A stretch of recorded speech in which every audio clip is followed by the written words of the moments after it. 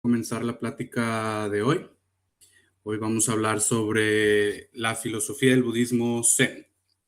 Esto está basado en el libro de Byung-Chul Han, del mismo título, y la idea de aquí es compartir con ustedes algunas de las enseñanzas que a mí me parecieron que están relevantes, ¿no?, para el tema que tratamos y discutimos en el newsletter. Entonces, pues yo creo que ya es tiempo, ya es la hora, entonces vamos a comenzar.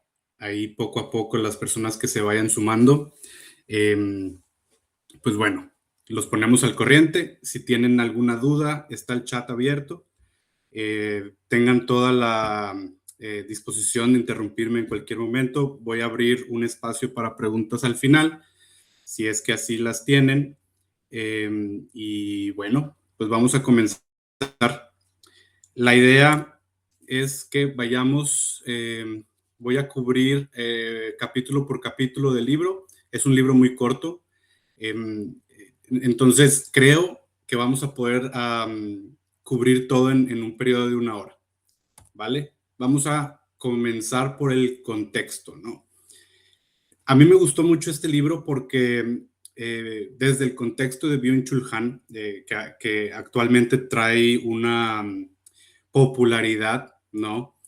Y claro, cualquier filósofo que empieza a generar ruido, pues va a haber críticas tanto positivas como negativas, pero algo que me gusta mucho de Byung-Chul Han es que tiene una mezcla de la filosofía, digamos, de Corea. Él es de Corea del Sur, pero también es alemán. Entonces conoce también la parte del occidente, ¿no? La diferencia en cómo estas dos, digamos, culturas se anteponen y se contradicen, ¿no?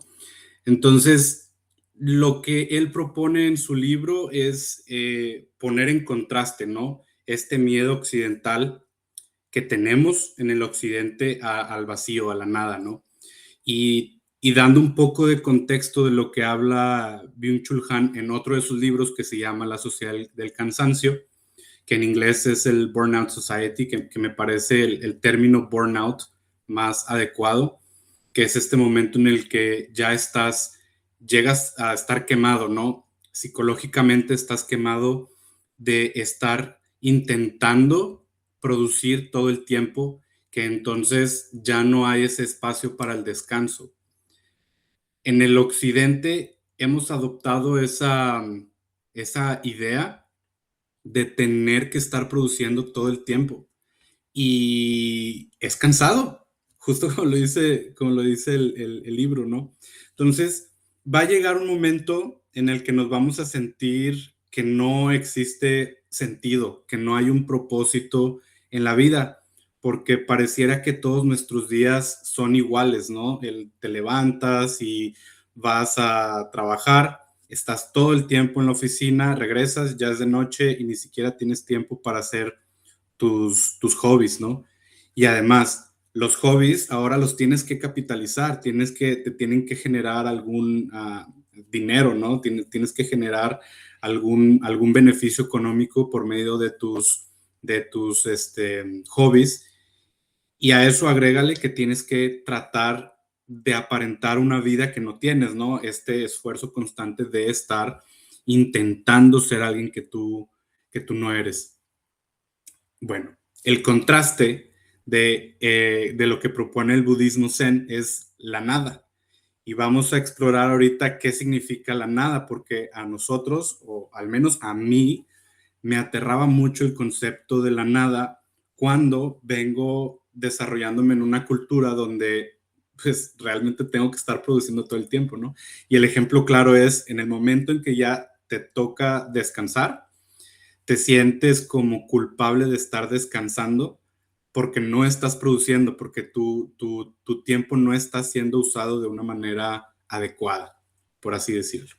Entonces, vamos a estar haciendo estos contrastes entre el occidente y lo que propone el budismo zen. Entonces, vamos a empezar por la parte religiosa, ¿no? y déjenme les comparto una pequeña anécdota que tuve con unos amigos. Cuando se enteraron que yo estaba estudiando budismo en un monasterio, luego lo primero que me preguntaron fue como que, ¿y por qué? ¿Por qué, por qué estás en esa religión? Y yo, bueno, es que yo no veo al budismo como una religión, ¿no? Yo lo veo más como una filosofía. Y en eso el chico agarra el celular y pone ahí Google, ¿no? Budismo. Y obviamente lo primero que sale en Google, ¿no? Es que es una religión.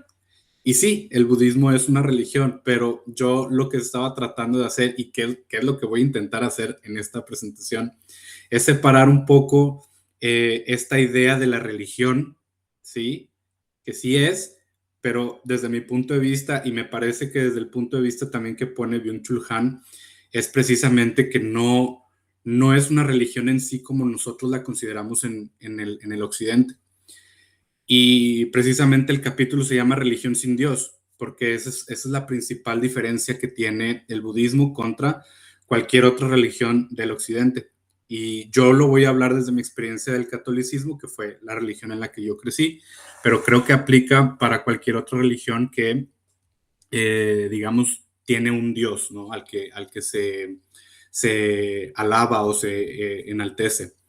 Entonces, de aquí hay que partir en que la idea de Dios se entiende como que es alguien que está externo a nosotros, que es como alguien que está fuera de nosotros. Aquí lo manejo yo como el otro, entre comillas, porque no sabemos quién es Dios. O sea, culturalmente hemos dado un significado o una imagen a Dios antropomorfizada, disculpen, donde intentamos representar a Dios como si fuera un humano, ¿no? Como si fuera este ser que si piensas en las películas de Hollywood lo vas a ver como este hombre de barbas blancas, en una toga blanca, ¿no? Sentado en un trono. Pero realmente no sabemos qué es Dios. Sin embargo, nosotros lo vemos como algo que está fuera de nosotros, que es el otro, ¿no? Y desde aquí empezamos a ver como esa diferencia del occidente. Nosotros estamos separados todo el momento. Incluso nosotros desde, digamos, nuestra individualidad, tenemos esta idea de que la mente está separada del cuerpo. Entonces ya hablamos de una dualidad. Ya me separé yo de la mente, ya me separé yo del cuerpo. Luego, si lo ponemos en la cuestión espiritual, estamos separados de Dios. Si lo vemos también en nuestro medio ambiente, yo estoy separado del individuo que está a mi lado, ¿no? Él es otro cuerpo que está separado de su mente. Y además estamos separados de la naturaleza, de los animales, de las plantas. Entonces, esta idea del occidente es que siempre estamos separados. En contraste, en el Zen, en el budismo, ellos hablan de una inmanencia absoluta. Es decir, no hay un creador, no hay un sentido así como externo, y de hecho lo que ellos repiten constantemente es que la iluminación está aquí, en el momento presente, ¿no?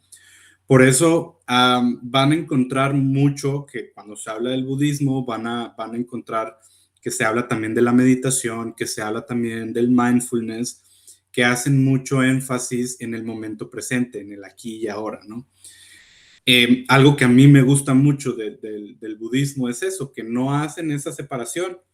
Eh, digamos, si lo quieren ver de alguna manera, es como si yo fuera Dios, pero al mismo tiempo estoy unido a la naturaleza y estoy unido a los otros seres. No en un sentido de que soy consciente de que ellos son parte de mí, sino que simplemente estamos interconectados de alguna manera, ¿no? El clásico, la clásica frase, ¿no? El polvo eres, en polvo te convertirás, ¿no? Sí, porque somos parte como de este ciclo de la vida, ¿no? Eh, entonces, una de las críticas que dice Byung-Chul Han en el libro es, o si es una crítica a la religión occidental, catolicismo, cristianismo, es que tú al estar orando, ¿no? Pues no tiene sentido porque le estás rezando a alguien que no existe, pero no en el sentido de que no existe como otro, sino no tienes que rezarle a alguien que está allá afuera, sino puedes estar tú contigo, digamos, esa comunicación con ese Dios, ya la tienes tú. No sé si me estoy explicando, puede ser un poco difícil de entenderlo, ¿no? Pero eh, cuando no hay digamos, ese receptor del otro lado, la comunicación es contigo mismo. Entonces, no debe haber, no hay una comunicación real. La comunicación puede ser incluso el silencio mismo. Entonces, tú puedes estar meditando en silencio y tú ya estás teniendo, digamos, esa conversación con Dios. Si lo queremos, si queremos prestarle atención a que hay un Dios. En el sentido del budismo, no hay un Dios. Se habla mucho de Buda, pero Buda es una figura, no es un Dios. Y de hecho, se repite muchas veces, ¿no? Que cada uno de nosotros tenemos el potencial de convertirnos en un Buda.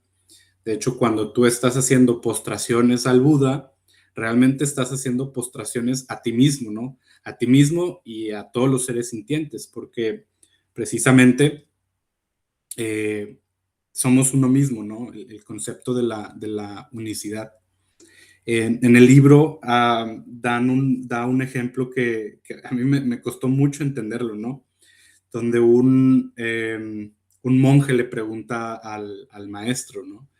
Que en dónde está Buda. Y el maestro le dice, Buda está en 500 gramos de linaza. Entonces, pues yo intentaba tratar de entender a lo que se refería y me parece que la interpretación es que Buda o la iluminación se encuentra en todas partes, está aquí y ahora en el momento presente. Tanto así que en 500 gramos de linaza se encuentra la iluminación.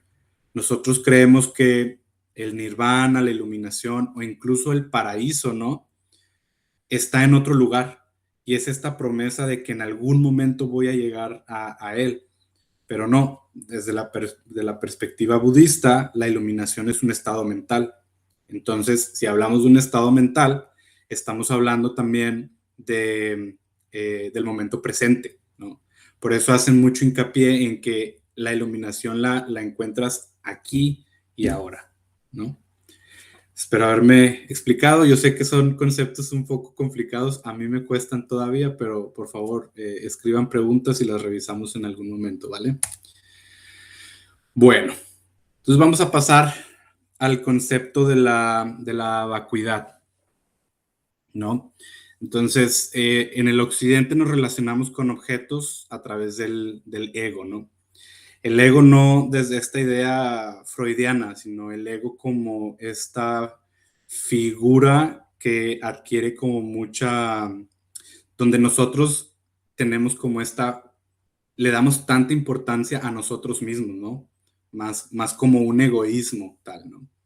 Y a través del ego estamos juzgando todo el tiempo, estamos etiquetando y vemos al otro como una herramienta, como un medio para obtener un fin.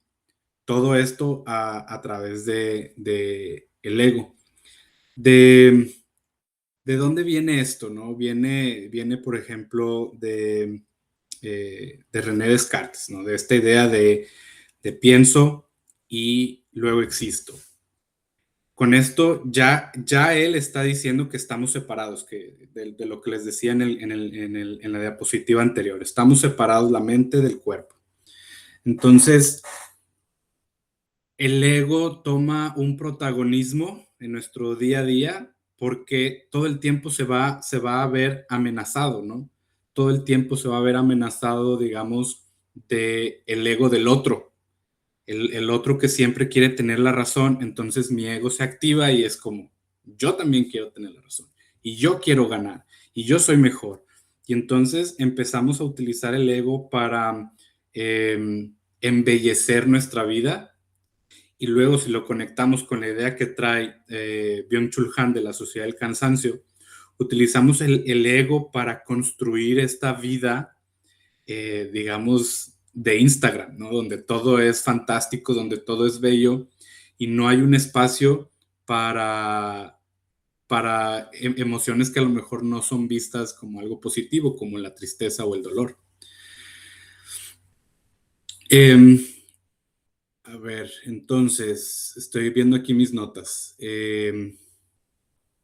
Entonces, en la parte del Zen propone la vacuidad. En el inglés sería como el emptiness, el vacío, ¿no? Cuando tú logras vaciarte de este ego, no está diciendo que lo elimines, ¿no? Que también se habla mucho de mata a tu ego, ¿no? El budismo no está diciendo que lo elimines, está diciendo que lo vacíes, que es diferente. Eso te va a permitir a experimentar las cosas como realmente son, porque tú no le estás cargando una etiqueta ni positiva ni negativa, o sea, te mantienes neutro. Las cosas simplemente están pasando, ¿no? Eh, amabilidad radical, donde la piedra o el árbol brillan por sí mismos, sí. Aquí la idea del vacío, ¿no? No es que te falte algo, no es que te quedes, digamos, eh, es que es difícil ponerlo porque no estoy diciendo como que no tengas emociones, no tengas sentimientos, no, al contrario. Las emociones, los sentimientos, los pensamientos van a surgir naturalmente, somos seres humanos, van a surgir. Lo que te propone es no le pongas etiquetas o no te ganches, no te ates a esos juicios que tu mente puede traer. Eh, Esto te permite ver las cosas como son. Y esto es exactamente lo que quiero dejar claro como en este capítulo, ¿no? Cuando tú te vacías, eres capaz de ver el mundo, la realidad, con un cristal diferente, ¿no? Con unos lentes diferentes. Si es mucho, quizá lo han escuchado en el pasado, ¿no? Que cuando vas a comprar un carro, ¿no? El modelo, el color, lo empiezas a ver frecuentemente en tu día a día. O, por ejemplo, si estás embarazada, vas a empezar a ver embarazadas en todos lados, ¿no? Eso es porque tu atención se está enfocando en eso específicamente. Pero si tú te liberas de esa carga o de ese juicio o de ese deseo, pues simplemente te vas a dar cuenta que esos carros y esas mujeres embarazadas siempre estuvieron ahí, simplemente tú no habías prestado atención que estaban ahí. Entonces, cuando te vacías de cualquier cosa que surge dentro de ti, eres capaz de ver la realidad, como los budistas le llaman, ¿no? Um, y esto también te prepara al siguiente paso, que es en el capítulo siguiente, donde se habla de nadie. Porque si bien lo que yo les decía, el budismo no te está diciendo que mates al ego, que lo elimines completamente, sino que lo vacíes, ¿no? Eh, Les hablaba de René Descartes, del pienso, luego existo. Esta idea es lo que crea o genera este ego. Y vaya, no estamos diciendo que sea algo malo, no estamos diciendo que es algo que tenemos que ir en contra de él. Simplemente es reconocer que hemos construido un ego que se mantiene rígido y sólido. Es decir, cuando alguien viene y reta mi manera de pensar, a mí me ofende, a mí me afecta. Y entonces yo voy a reaccionar según ese dolor que tiene mi ego, ¿no? Eh, Todo el tiempo nos estamos esforzando por mantener esta idea, esta máscara, esta persona que estoy creando para los demás. Y no solamente en redes sociales, lo hacemos día a día con nuestra pareja, con nuestras familias, en nuestro trabajo. Tú estás manteniendo una máscara que tú decides que vas a enseñar al mundo, pero eso viene de tu origen del ego. ¿Por qué? ¿Cómo surgió esa máscara? Pues bueno, va a depender de tu contexto, ¿no? De tus factores, de tus deseos, y ese ego se va a ir moldeando y es el que el día de hoy tienes y eventualmente va a seguir mutando, ¿no? El tema aquí es que cada vez que tú estás, digamos, defendiendo esta máscara, cuando te ves amenazado, de cierta manera, tú estás haciendo un esfuerzo para que esa máscara se mantenga y permanezca fija, ¿no? Por eso hablamos de un ego rígido y sólido, se mantiene fija. Y eso genera agonía. Y cuando hay agonía vienen otros problemas, ¿no? Puede llegar la ansiedad, puede llegar la depresión, puede llegar un vacío existencial, un vacío nihilista, absurdo. Y bueno, si alguien ha experimentado esos estados, pues no es nada divertido, ¿no? Pero es precisamente nuestro esfuerzo constante de tratar de mantener esa máscara, de mantener esta persona. Si ustedes me han seguido en el newsletter, habrán visto, ¿no? Que he escrito sobre esta versión de las redes sociales, porque yo caí en ese juego hace algunos años. Yo quería aparentar ser esta persona o este personaje, donde claro, el Instagram tiene, digamos, como cierta estética, los videos, los posts tienen como cierto mensaje, una narrativa que estoy construyendo, pero que en la realidad no es realmente esa persona digital que está ahí, no es la persona real que está viviendo acá.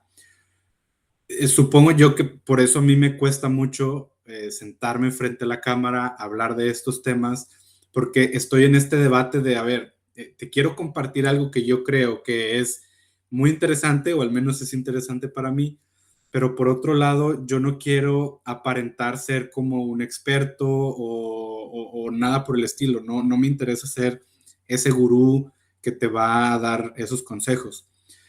Lo que me gusta es compartir lo que, lo que a mí me gusta, ¿no? Eso es lo que yo quiero compartir aquí. Pero entonces es esa pelea de cuál es la máscara que estoy tratando de darte a ti, que me estás viendo, que me estás leyendo, ¿no? Pero tratando de ser auténtico. Y en algún punto de la presentación vamos a hablar de la autenticidad. Ahora, en contraste, el budismo habla del rostro original, pero más bien desde el concepto de nadie, en inglés el no one. Y eso está padrísimo, que creo que aquí pongo el ejemplo de la habitación sin muebles. Más adelante voy a hablar con un ejemplo muy claro de la habitación sin mueble, pero básicamente es que si tú estás vacío de lo que hablábamos, si tú remueves, otra vez, no remueves el ego está ahí, simplemente haces ese espacio, lo vacías. Entonces tienes la apertura a que surja cualquier cosa. Puede ser a lo mejor hoy, y lo voy a hacer con el mismo ejemplo que les daba mío, ¿no? Hoy puedo ser esta persona que comparte sobre budismo, pero a lo mejor mañana me interesa hablar sobre, no sé, sobre películas o sobre música, y eso es porque ya me quité la rigidez de mi ego.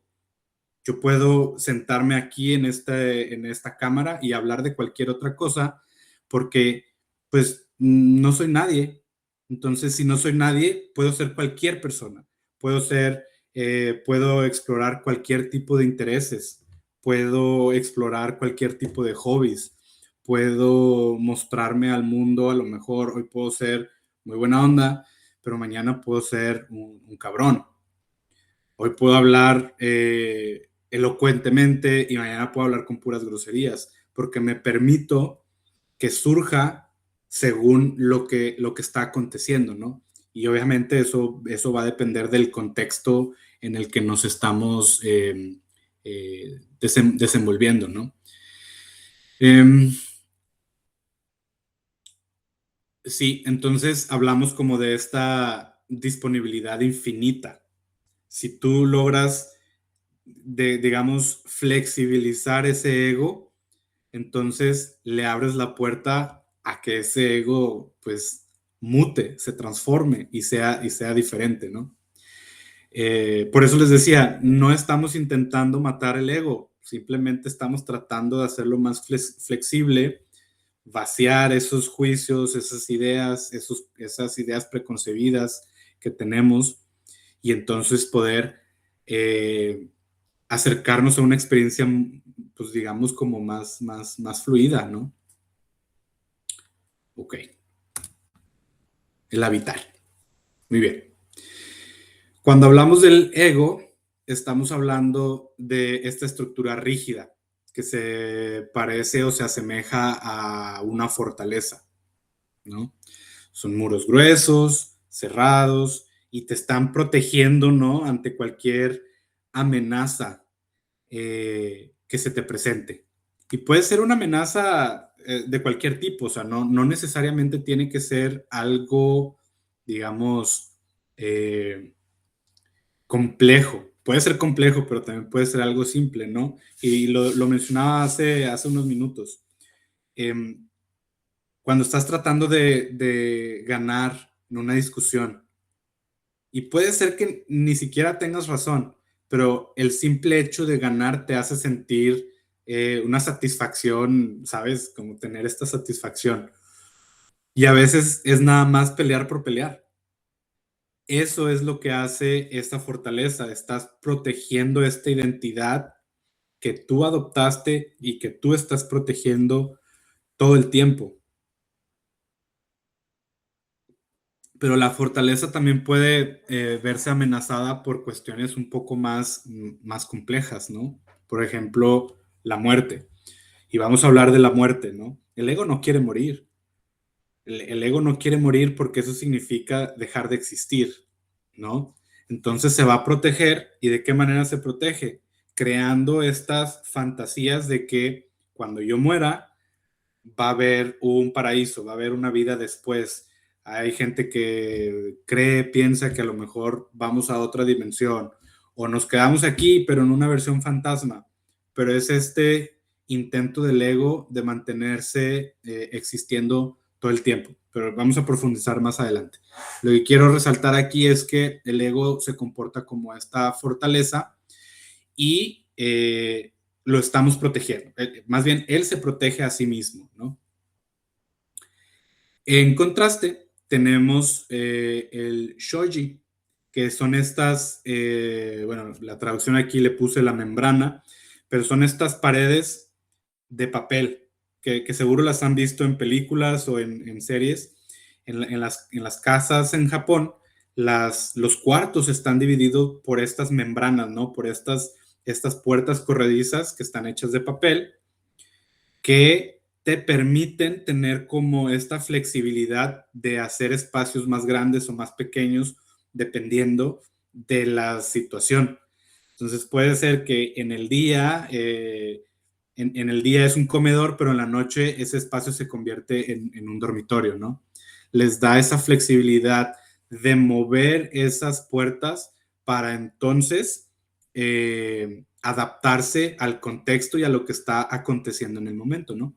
Entonces, eso te ayuda a disolver las barreras que en contraste con la fortaleza del ego, que están rígidas.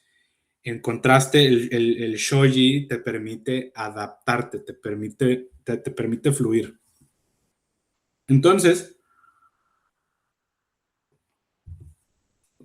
tenemos esta idea del espacio vacío. Los espacios no tienen un propósito fijo como nosotros lo tenemos en el occidente. Seguramente en tu casa o en tu departamento tienes los espacios muy bien estructurados, ¿no? Tú puedes tener tu cocina, el área de estar, los dormitorios, los baños, no sé, el salón de los juegos, el cuarto de los niños, etcétera, ¿no? Eh, desde la parte, digamos, de la filosofía del budismo, hablamos de esta flexibilidad, es un espacio vacío. Si tú tienes un espacio vacío, que era lo que hablábamos hace un momento de ser nadie o de esta vacuidad, entonces ese cuarto vacío se puede convertir en lo que sea. En un momento dado puede ser una habitación, pero en un momento dado puede ser a lo mejor una sala de juegos o una sala de estar, porque te permite flexibilizarte. Entonces, cuando hablamos de habitar, nos está invitando a habitar un espacio vacío. Cuando hablamos de habitar, estamos hablando de, uno, vaciarnos, convertirnos en un nadie y entonces experimentar lo que significa estar en un espacio vacío. A eso se refiere el habitar en la nada siendo nadie. Y entonces cuando eres nada y eres nadie, entonces puedes ser todo, porque lo que surja está bien en ese momento.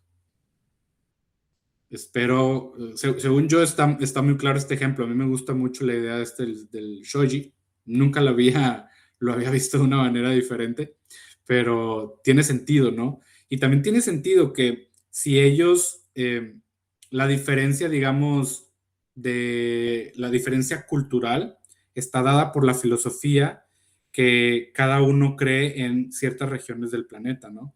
Cómo la arquitectura se ve afectada por la manera en cómo ellos piensan, es exactamente lo mismo como nuestra sociedad está diseñada por las creencias o la filosofía que rige, ¿no? en ciertas zonas, ¿no? Me parece muy interesante. Entonces, llegamos a la amabilidad. ¿Qué pasa? Eh, ¿Qué pasa cuando dos personas, digamos, se vacían de ese ego y empiezan a tener una interacción entre ellos? Si yo ya no estoy tratando de ganar la conversación y el otro ya no está tratando de ganar la conversación y no está intentando ser mejor que tú o, o de aparentar a alguien que no es, vamos a suponer que son personas que se han vaciado y son nadie y empiezan a tener una interacción. Lo único que va a quedar es como esta amabilidad genuina. Eh, Cuando hablamos de amabilidad en el occidente, podemos relacionarlo con la moral, pero la moral requiere un esfuerzo. O sea, para yo ser bueno, por lo general, tengo que esforzarme para, para que mi ego se sienta que es amable. O sea, yo voy a ayudar a las personas. Bueno, les voy a dar este ejemplo que seguramente se lo han preguntado. Estos influencers que van a la calle, ¿no? Grabándose y empiezan a regalar dinero, ¿no? A personas sin hogar o a personas que tienen alguna enfermedad o que están por una situación difícil. Pero toda esta cuestión de te voy a regalar para yo grabarme y que todos se enteren que soy amable, es este esfuerzo que el ego está haciendo para decirle a todos que es amable. Entonces, la amabilidad se siente forzada. Estamos forzando ser buenos con el otro, cuando la amabilidad debería nacer naturalmente, ¿no? Cuando tú te libras o vacías de la avaricia o de este deseo de ser mejor que el otro, pues realmente el ego desaparece y la compasión es la que surge de esa interacción de dos personas que están vacías, ¿no? Entonces ya no hay algo forzoso, sino simplemente así eres. Tú te acercas a los otros desde una compasión auténtica y eres amable porque eres amable, no porque estás intentando que los demás te vean como amable. Y es una diferencia, bueno, les sugiero que lo analicen ustedes mismos, ¿no? Yo sí me he encontrado siendo amable con la intención de obtener a lo mejor un beneficio, ¿no? Cuando yo me empecé a involucrar en el budismo, En algún momento no hablábamos del karma y cómo las buenas acciones generan buenas cosas para ti, ¿no? Pero entonces se convertía en esto de voy a hacer cosas buenas para que me pasen cosas buenas. Y entonces es otra vez mi ego queriendo obtener un beneficio de algo que debería surgir naturalmente. Entonces, cuando estás intentando ser amable, ser compasivo con los otros o hacer algún acto altruista, tienes que hacerlo alejado de cualquier expectativa o cualquier deseo. De esa manera, tu amabilidad va a ser auténtica. Y por último, el ejemplo que Byung-Chul Han pone es el eje de la rueda. Si tú ves una rueda, imagínate una bicicleta, ¿no? El centro siempre se mantiene estático, ¿sí? O sea, se mantiene en su mismo lugar mientras toda la rueda está girando. Y básicamente eso es lo que nos sugiere, que seamos el eje de la rueda. No vamos a interferir con las cosas que están pasando. Yo me mantengo en el centro, inmóvil, pero al mismo tiempo yo soy el que permite que los demás puedan, digamos, ser ellos mismos. Soy como un sostén, por así decirlo. Cuando tú empiezas a poner expectativas o deseos o mostrar esa ansiedad que viene de tu ego, estás interfiriendo. A eso se refiere, ¿no? Tú te quedas en el centro. Si hay algo que puedes hacer al respecto, lo vas a hacer. Si hay algo que no puedes hacer al respecto, te vas a mantener en tu eje, ¿no?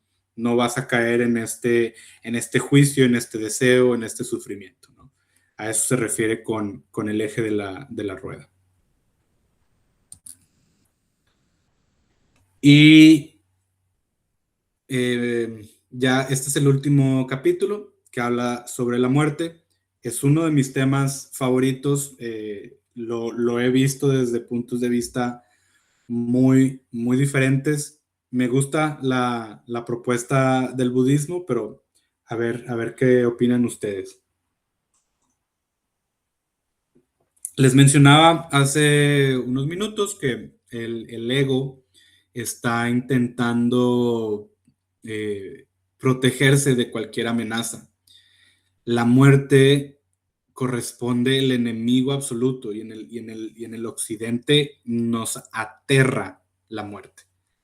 A mí principalmente me aterra esta idea de la no existencia. Eso es lo que nos da miedo, ¿no? Y les cuento algo muy personal. Cuando estaba más pequeño y me enfrentaba a estos pensamientos de la muerte, yo me imaginaba que la muerte era como si estuviera yo flotando en el espacio infinitamente.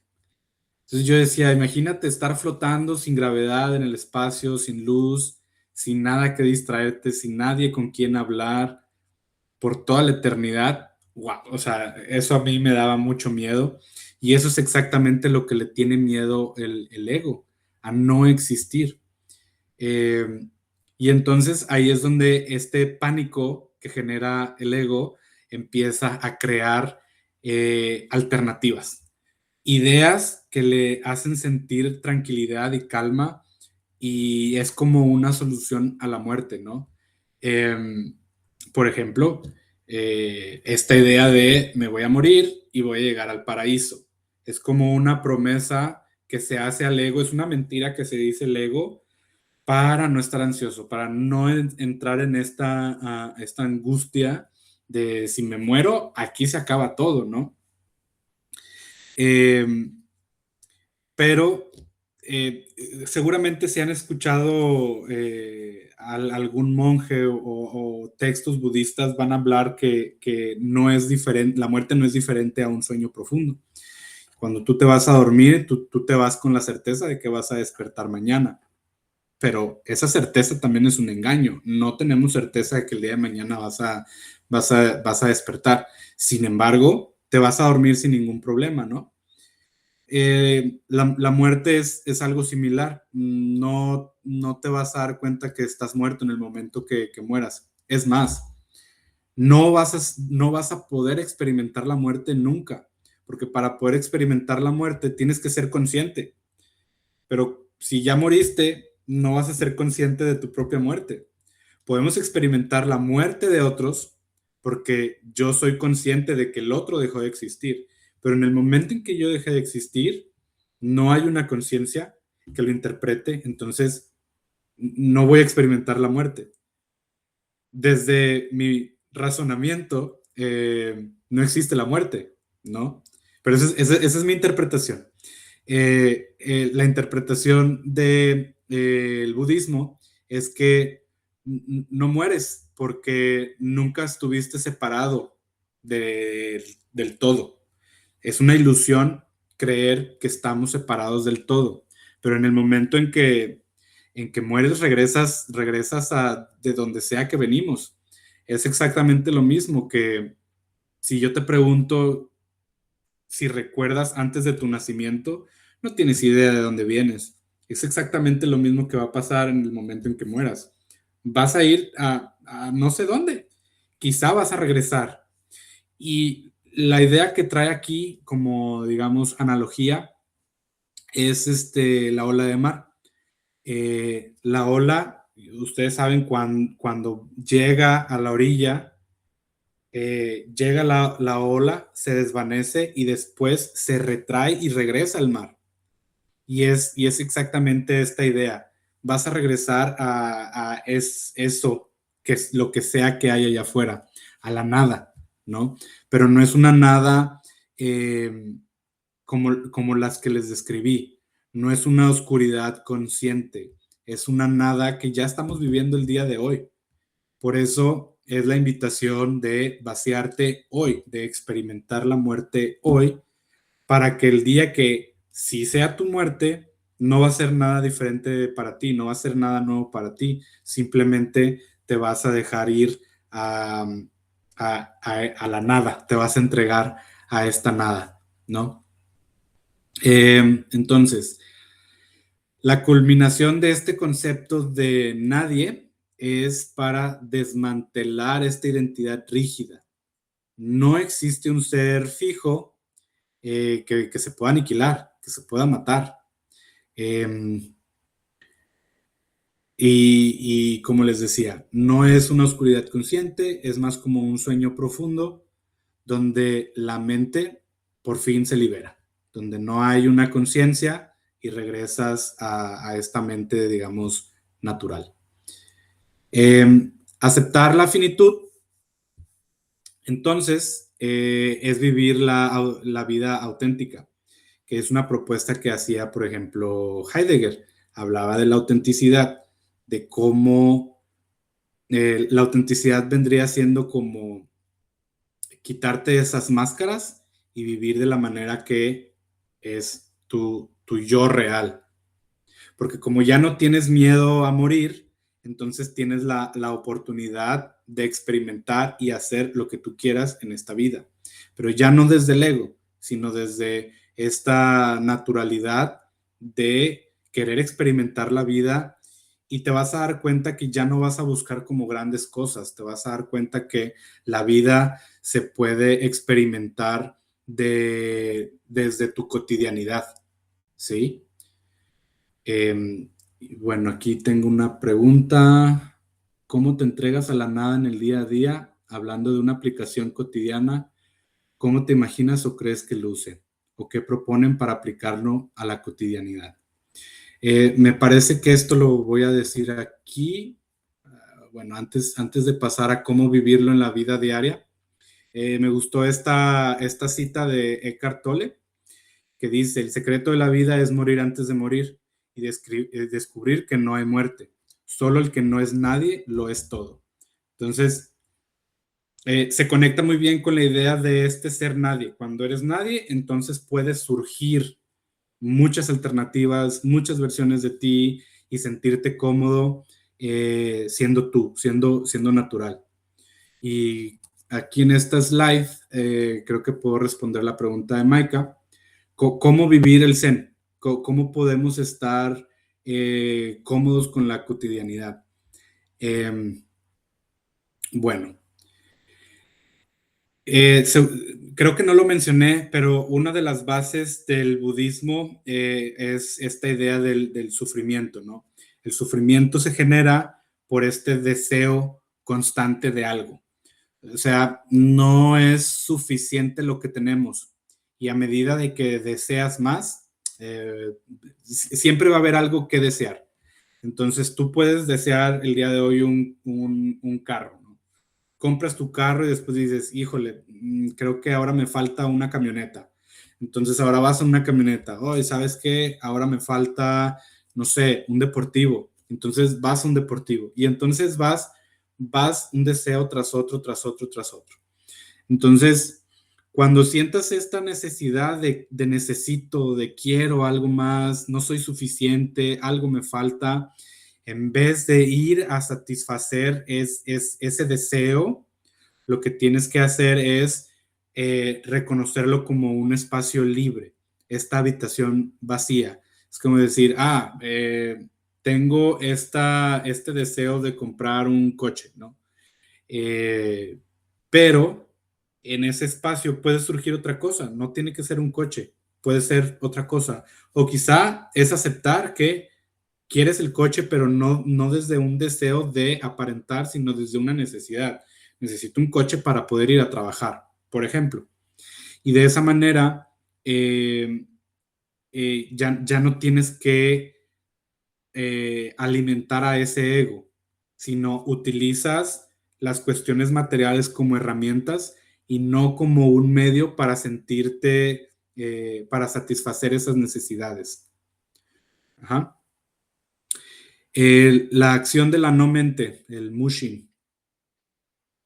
Aquí esto es la cotidianidad en su máximo esplendor. El budismo, una vez más, no te estoy diciendo que tienes que dejar todos los deseos, ¿sí? No te voy a decir, ya no compres nada, no viajes, no comas, no vayas a restaurantes a comer como comidas exóticas o deliciosas. Esa no es la intención, sino la intención es que cuando te enfrentes a una actividad, a un contexto, a una sensación que surge, en vez de estar clasificando y juzgando lo que está apareciendo, lo que tienes que hacer es silenciar al narrador y simplemente estar en la acción. Más bien, en vez de estar, es ser la acción.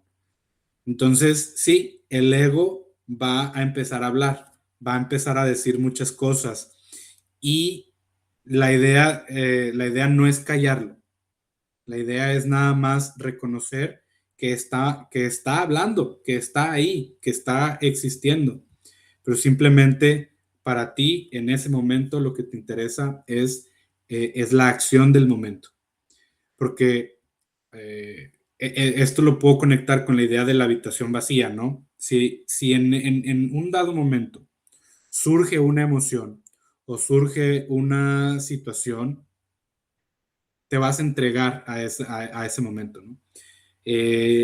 Un ejemplo que pudiera dar, que a lo mejor puede ser no muy agradable, imagínate que estás, no sé, estás en un lugar público y empiezas a ver que una persona se está ahogando, ¿no? En un restaurante. Tú no vas a clasificar en el momento, ¿no? No vas a estar produciendo como tren de pensamiento en el que diga, esa persona se está ahogando, trae, digamos, como es buena persona, viene bien vestida, tiene dinero, no tiene dinero. No, en tu momento vas a tener varias maneras de responder.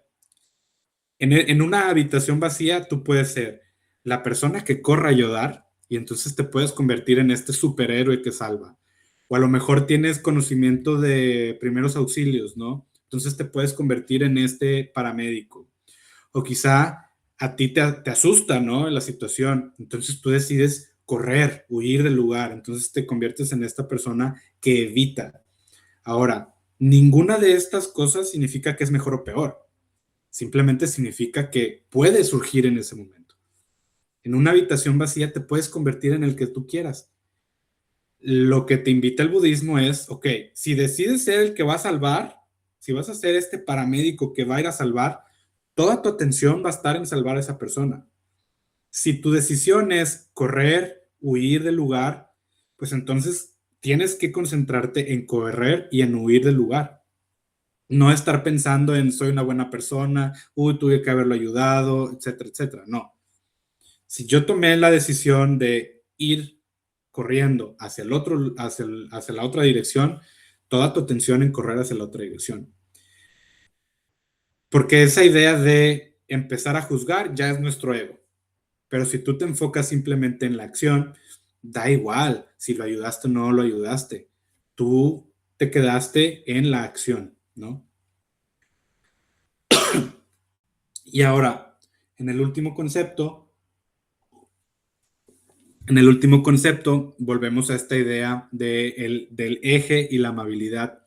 Le puse aquí en el trabajo la paternidad porque es algo que yo estoy viviendo precisamente, donde quiero ser esa persona que controla la mayor parte de cosas. En el trabajo quiero tener el control de que las cosas salgan como yo quiero, ¿no?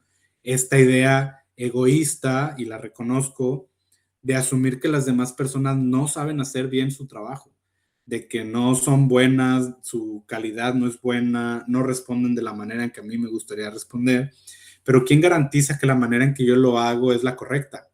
Mi ego es el que dice, como tú lo haces es bueno, ¿no? Entonces, ahí es donde yo meto las manos y empiezo a tratar de controlar o a dirigir a mi equipo para que hagan las cosas como yo quiero que las hagan. ¿Qué pasa? Que cuando las cosas no salen como yo quiero, entonces el que sufre soy yo, el que se enoja soy yo, el que hace el berrinche soy yo, pero al final de cuentas las personas están haciendo lo mejor que pueden desde su punto de vista, ¿no? Quizá para ellos lo están haciendo de la mejor manera que es, ¿sabes? Pero es esta idea de, en este ejemplo, yo no estoy siendo el centro de la rueda, porque lo que estoy haciendo es tratar de mover esas partes cuando a mí no me corresponde. A mí me corresponde a lo mejor nada más liderar. Decir, tenemos que llegar al punto B, tú encuentra la manera de llegar a ese punto B, pero mientras llegamos al punto B. Ahora, ¿qué pasa si a lo mejor un colega, ¿no? Me dice, ¿sabes qué? No sé hacer esto, no sé hacer esta tarea. Entonces tú es cuando brindas ese liderazgo y le puedes decir entonces, yo lo haría de esta manera, yo creo que es de esta manera. Y entonces ahí surges más como un líder en vez de un controlador. Le dices, lo orientas, lo guías por un camino y quizá tu orientación lo va a llevar a él a encontrar su propia manera de hacer las cosas, ¿no? Entonces, la idea aquí es dejar el micromanagement, ¿no? Y dejar que todos hagan lo que les corresponde. Reconocer que son personas también desde esta compasión, desde esta amabilidad, dejarlos que hagan lo que tienen que hacer. Si tú además, vamos a suponer este mismo ejemplo, esta persona está batallando para hacer una actividad y además vienes tú y le pones tus inseguridades y tu ansiedad y tus preocupaciones, pues ya le estás estorbando, ya le estás haciendo su trabajo más complicado. A veces vale más la pena hacerte a un lado para que las personas puedan hacer su trabajo. Y es un reto muy difícil porque ahorita lo estamos platicando como si fuera algo que yo hiciera al 100% todo el tiempo que yo estoy a lo mejor en el trabajo o en la parte de ser papá, ¿no? No, la realidad es que en el día a día yo estoy también luchando con no dejar caer que el ego tome el control. Yo lo que estoy tratando de hacer es reconocerme que a lo mejor el ego está tomando el control o está decidiendo, ¿no? ¿Cómo decirlo? Sí, tomar el control, se está protegiendo, está muy rígido. Cuando yo lo puedo ver, cuando me doy cuenta de que estoy actuando desde mi ego, me permito dar una pausa y entonces decidir qué hacer. Porque también yo puedo tomar la decisión de darle la oportunidad a mi ego de que tome el control. Va a haber momentos en que el ego va a ser necesario y va a ser funcional, pero ya desde una decisión propia, no dejando que el ego tome el control automático, ¿sabes? Entonces, como les digo, hay veces en que, más bien, no estoy diciéndoles que se deshagan de su ego, sino utilícelo de una manera consciente y no dejen que trabaje en piloto automático. Entonces, espero que haya respondido la pregunta. Si alguien tiene otra pregunta, tenemos todavía unos minutitos. Si alguien quiere compartir alguna reflexión, lo podemos leer aquí. Pero bueno, de todas maneras, a mí me gustaría que se llevaran esta última reflexión. ¿Cuáles son las cargas existenciales del yo que estás dispuesto a soltar hoy? Es una reflexión para ver cómo, cómo están ustedes enfrentándose a la vida, ¿no? ¿Lo están haciendo desde la parte del ego o están reflexionando en su ego y toman la decisión de actuar desde ahí? Pero la invitación sería que ustedes pudieran vaciarse y convertirse en nadie. Entonces, pues muchas gracias a los que se conectaron. Este video lo voy a compartir en el newsletter. Y si les gustó este formato, háganmelo saber. Podemos hacer algo similar en el futuro. Yo me la pasé muy bien. Espero que ustedes también. Y pues nada, muchas gracias por su atención. Nos vemos la próxima.